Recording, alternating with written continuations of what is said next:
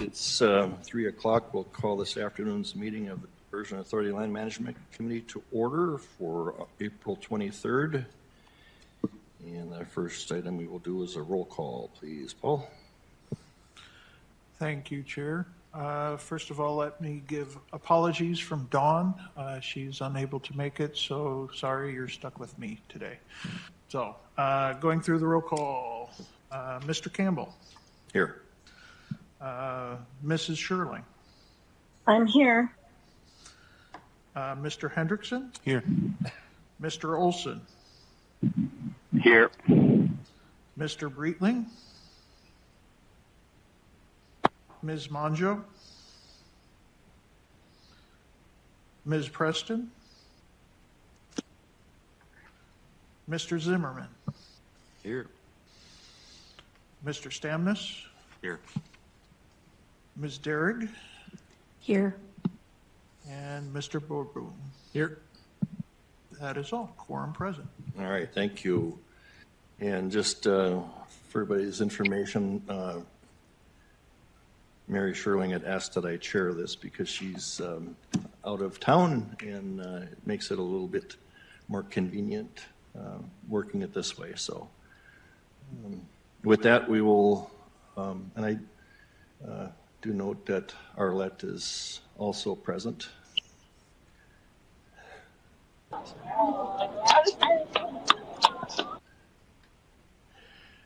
All right, and the next item we have is the approval of the minutes from February 21st, and you would have had those sent in your packet. Any additions or corrections? If not, is there a motion to approve? I move to approve. Okay, Chuck? I'll second it. Second, all right. Second. All right. Getting an echo. Any further discussion?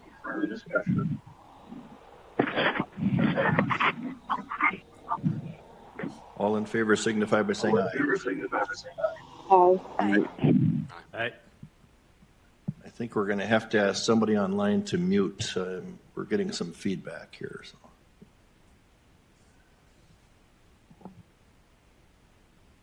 All right, the minutes were approved. Item number 3, the approval of the order of agenda. Motion will approve. Who was that? Mary? Okay. Mary. Jenny Mojo. Oh, Jenny. Okay. All right. Jenny is also with us now. Okay, that's a motion to approve the order of agenda. Is there a second? Second. Bob, second. Any further discussion? Seeing none, all in favor signify by saying aye. Aye. Opposed, the same? Motion carried. And item number 4, we have several items here that we're looking for a recommendation for excess lands. And Jody, you're going to take that one? Oh, yes, thank you. So you were sent out a packet. I'm going to step through each one of these, but they're big, and so I just have them in the packet. It's one motion for you to approve. They're broken out into 2 approvals because there are 2 of them that are subject to a flowage easement once we would go through the excess lands policy, and then the remaining 5 of them do not need to be subject to the flowage easement. So I'll step through these a little bit. So this first one is for ON 717 and 9732. These would be sold together. It's 7.72 acres. And just for Ms. Preston, look at what I did because you asked for this last time. You just have to be patient. Oh, I didn't bring the, hold on. If we want to type it in.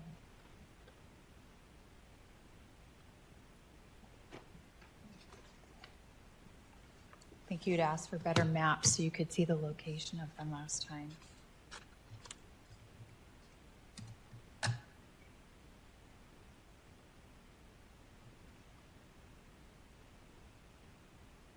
And so you can see the 717Y and 9732, why we would sell them together.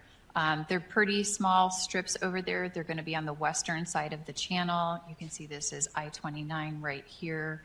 And as you kind of go down, again, there are these 2 small strips right here on the unprotected side of the channel.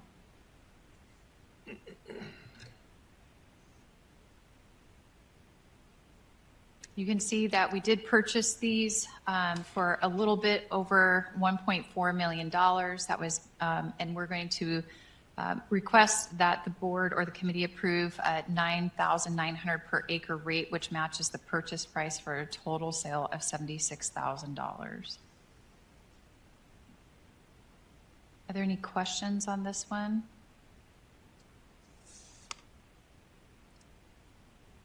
All right. Okay, I will keep going. So the next one is 7247. So this is going to be a part of the rail corridor that's sitting kind of south of Horace.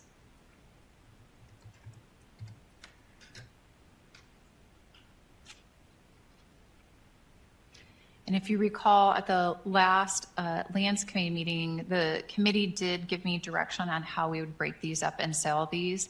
So we have this currently broken up into 4 portions. This is the 7249 that we'll get to kind of later in the packet, 7248.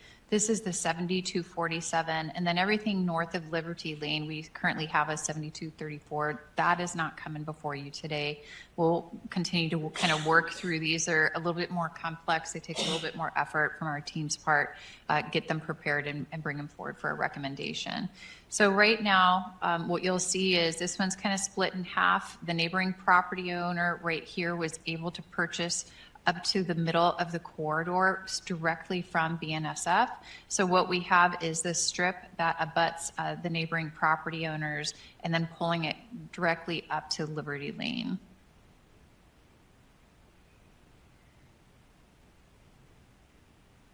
So this is about 2.46 acres, and what we're recommending the sale price be at 50 cents per square foot, so that's $53,579. That's the lowest value that BNSF sold to other property owners in that area. I would anticipate this is fairly close to market value. I have been contacted by property owners on both sides of the corridor, both this gentleman over here and all of these properties in this area. They are all interested in purchasing this property. So I don't want to address it today because I don't want to, try to solve a problem I'm not sure if we have yet, but it wouldn't surprise me if we get a bid from both sides, and we'll be bringing it back to this committee for direction on how to address that. I'll turn this on so you can see the property owners a little bit better. And again, I think, if not all of them, close to all of them have contacted me, and my understanding is that they're coming together to purchase that directly from us. And again, the property owner over here, Mr. Danielson, has also expressed interest in purchasing the remainder of this corridor. So, any questions on that one? I have a question here. Quick. Yes. So can you bring up that map again? So you said the property owners are going to get together. I don't know what side that is on the left side on the map. I don't know if that's south, north, or whatever. They're going to get together and buy it, or is it just individuals? Yes, so that's a good question. So the way we're going to do this is we're going to sell this as one piece to them, and what we've agreed to do is then we will work on getting the proper legal descriptions for each of them to line up with their particular properties. But what it will do is we'll sell it as one strip. So they will come together collectively. One person will probably have to purchase it, and then they'll have to kind of figure out amongst themselves.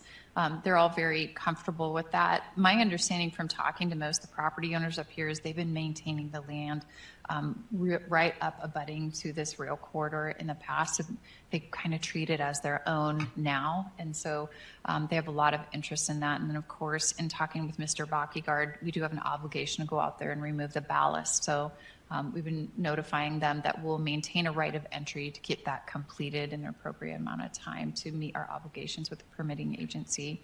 So I have another map that I didn't pull up, but we kind of draw the property lines out this way.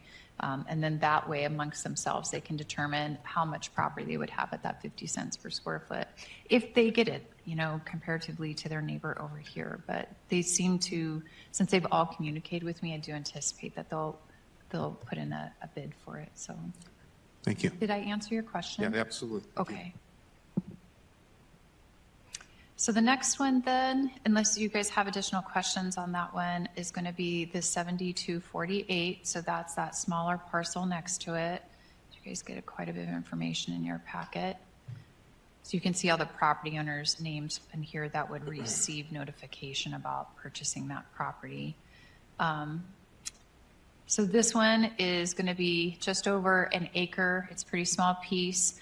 We did purchase it for nearly $31,000, again at 50 cents per square foot. This more closely aligns with how it was appraised by BNSF, so we would sell it for $22,433.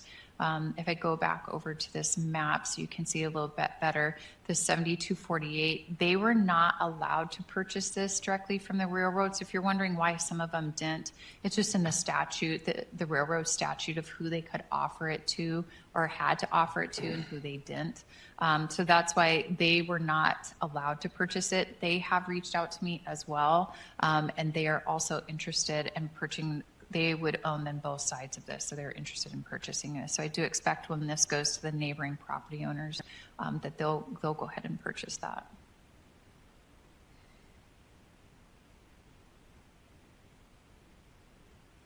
The last real corridor piece is the 7249.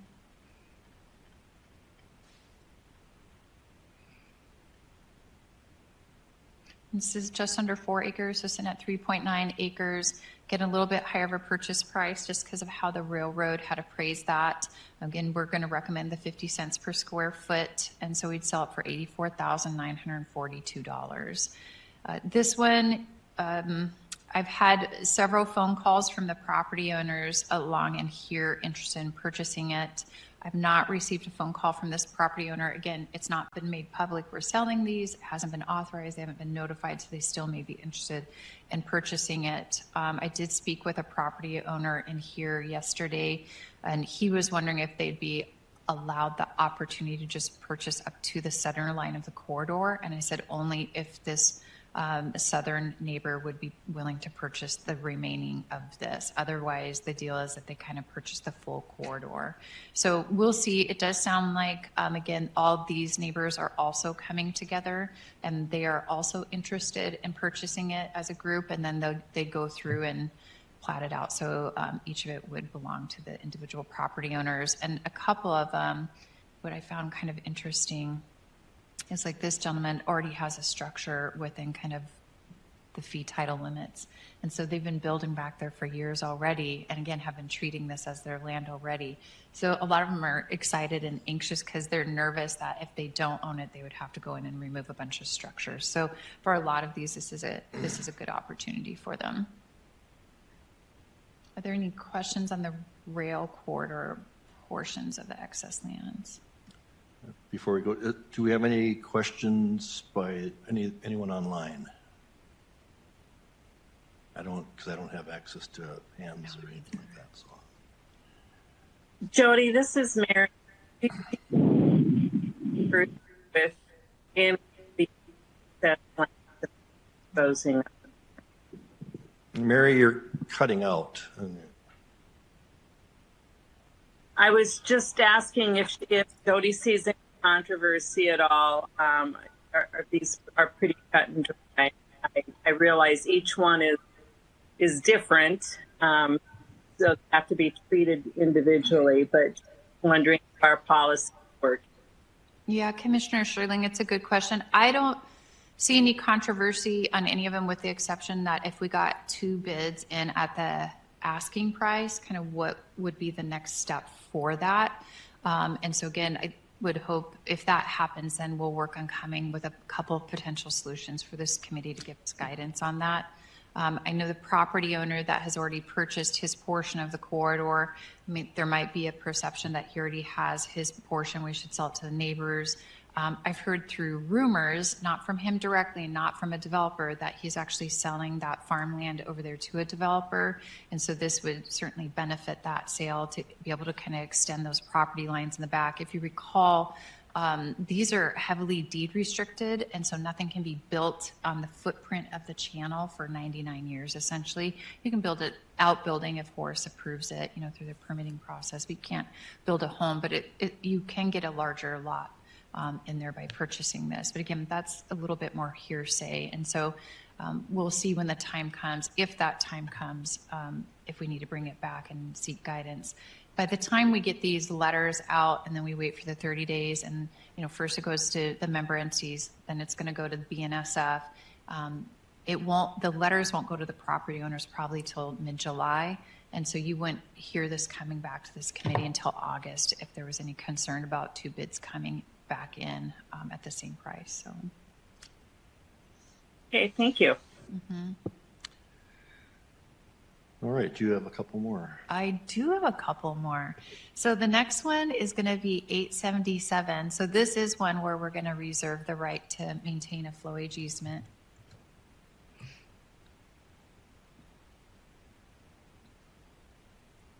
So this is down in the upstream mitigation area. Close this out for you guys, sorry. This is why Eric always runs the maps and meetings, if you're wondering. So this is County Road 16 right here. If you're familiar with the project, this is SE2B that wraps around here. This is our drain 27. So 877 is this property right here. So it's well into flowage easement zone 1. No structures can be built on this.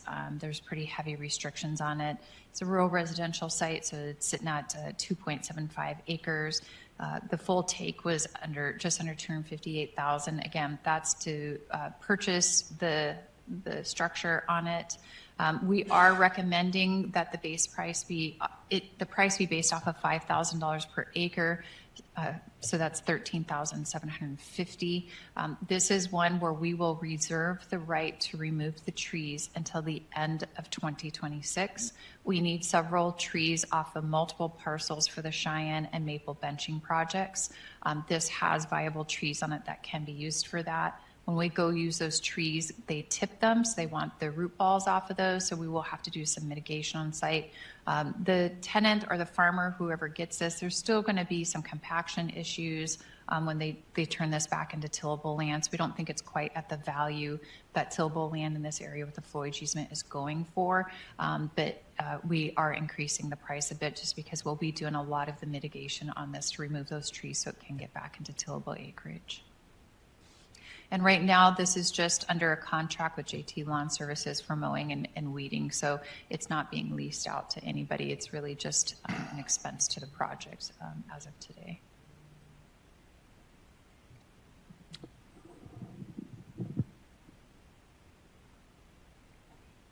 And that, do you have I have one more. 8385? Yes. Okay, this is last but not least.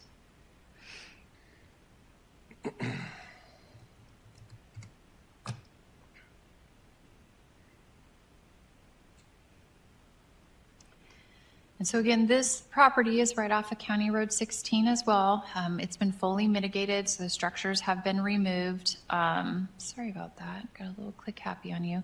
This is drain 27 right here. Again, you have SE2B over here, and this property is sitting right here. And so this is going to be in a similar position as the last parcel that we just discussed. It's a little over 8 acres.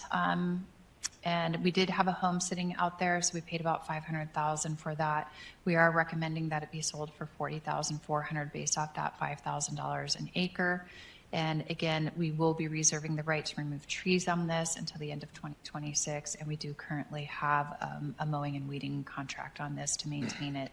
There's not, at its current state, it's not able to be tilled or anything. So that's it. All right. So what you're looking for here is, now, do we declare these excess lands, or do we recommend to the full board to declare them excess lands?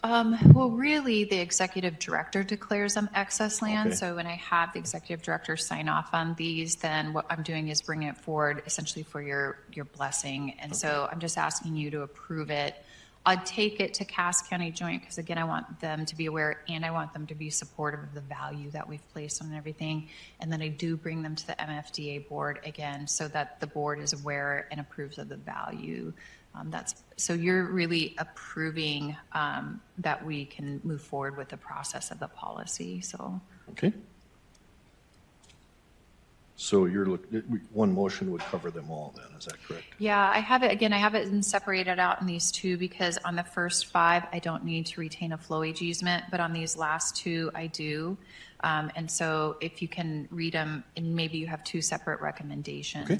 that might be easiest. All right, well, why don't we start with the first recommendation would be on OIN 717Y, 9732Y, 7247, 7248, and 7249, as recommended. Do we have a motion? This is Roger. I'll make the motion. All right, thank you, Roger. Do we have a second? I'll second. Second by Chuck. Any further discussion?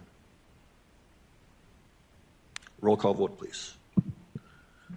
Mr. Campbell, Yes. Mrs. Sherling, Yes. Mr. Hendrickson, Yes. Mr. Olson, Yes. Ms. Monjo, Yes. Ms. Preston, Yes. Mr. Zimmerman, Yes. Mr. Stamnis, Yes. Ms. Derrick, Yes. and Mr. Borbel. Yes. So, All right, thank you. That motion carried. And then the next one we have would be on OAN 877 and 8385Y, and with the addition of the necessary flowage easement required. Do we have a motion to make that recommendation? So moved. Okay, Arlette, do we have a second? I'll second. We have a second. Further discussion? Seeing none, roll call vote, please. Mr. Campbell, Yes. Ms. Sherling, Yes. Mr. Hendrickson, Yes. Mr. Olson, Yes. Ms. Mojo, Yes. Ms. Preston, Aye. Mr. Zimmerman, Yes. Mr. Stamnis, Yes. Ms. Derrick, Yes. and Mr. Borbel. Yes. All right, thank you. That motion carries. That brings us to item number 5, other business. Do you have any other business to discuss today? And the next meeting date is yet to be determined, I guess. Chair Sherling will probably call that when she finds it necessary to do so, right? All right. With that, we will stand adjourned.